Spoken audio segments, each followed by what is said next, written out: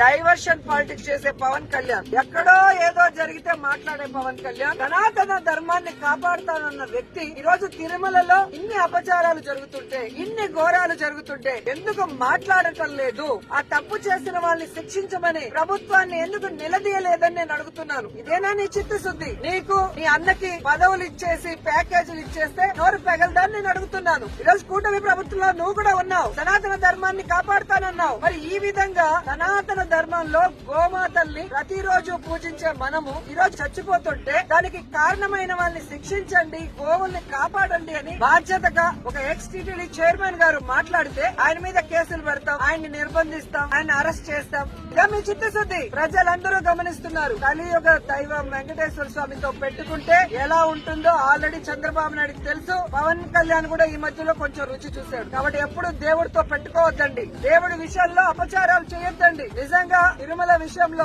ఎవరు తప్పు చేసినా, ఎంత పెద్దవాళ్ళైనా కేసులు పెట్టండి, జైల్లో పెట్టండి, శిక్షించండి. అంతేగాని జరుగుతున్న వాటిని నిరూపించిన వ్యక్తిని ఈ విధంగా తప్పుడు కేసులు పెడతామని నిర్బంధించి భయపెడితే ఎవ్వరు కూడా ఇక్కడ భయపడే పరిస్థితి లేదు అని కూడా ఈ సందర్భంగా తెలియజేసుకుంటూ ఇప్పటికీ అదే మాట మీద ఉన్నాం. మీరు చెప్పినట్టుగా కరుణాకర్ రెడ్డి గారు ఒక్కరినే రమ్మన్నా వస్తారు, మమ్మల్ని అందరినీ రమ్మన్నా మేము వస్తాము. అక్కడ గోవులు, ఆవు దూడలు చనిపోతున్నది నిజం, వాటిని సంబరకుండా గాలికి వదిలేసింది నిజం. వాటిని సంరక్షించే